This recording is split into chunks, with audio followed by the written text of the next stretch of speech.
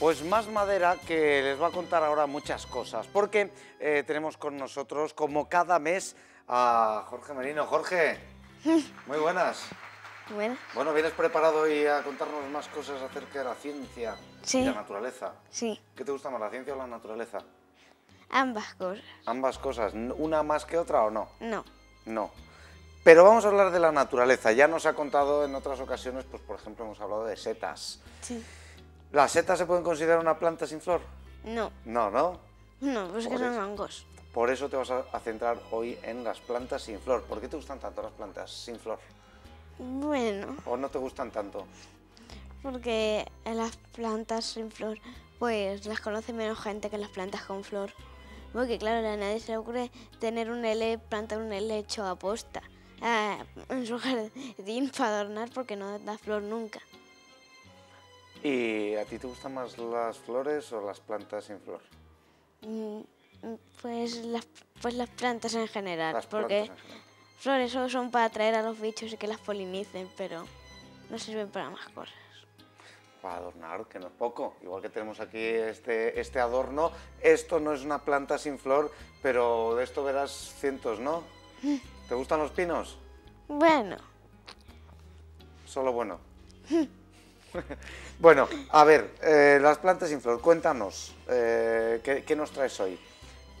pues las plantas sin flor son las briófitas y aparte de los grupos principales que son los lechos y los musgos, hay subgrupos como son los licopodios, como también son las hepáticas, las milihojas y otros grupos asociados a cada uno de los dos grupos principales. ¿Y por qué se llaman así? Porque sé que tienen esos nombres, por ejemplo, hepáticas. ¿Por qué? Las hepáticas se llaman así porque tienen una forma parecida a las células que se encuentran en el hígado, o sea, las células hepáticas. ¿Y cómo son? ¿Qué características tienen?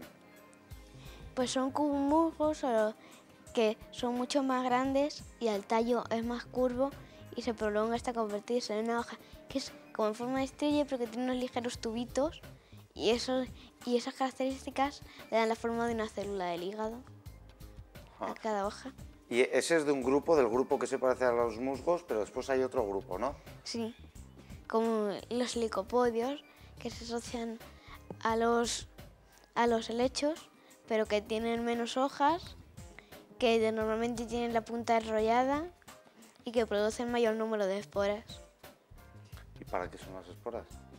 Las esporas son unas pequeñas células que van viajando por el aire hasta que encuentran un sitio en el que puedan crecer y entonces empiezan a desarrollar, engordan y entonces de repente disparan, por decirlo así, un tallo al fondo de la tierra y entonces se van desarrollando lentamente.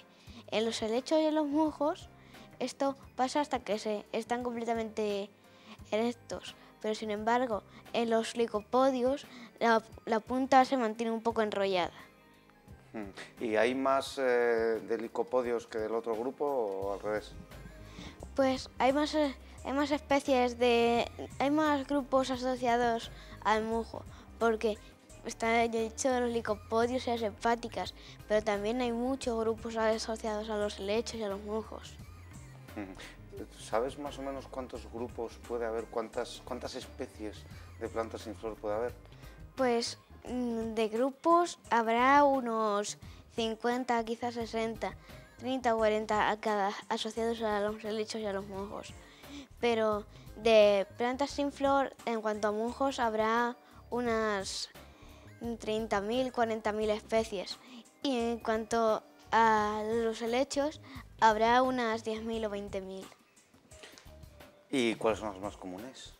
Los más comunes es el helecho de los jardines, que crece espontáneamente, y el musgo de hoja suave, que crece en cuanto cae un buen chaparrón. Por ejemplo, en la ciudad, ¿qué tipo de plantas sin flor nos encontramos?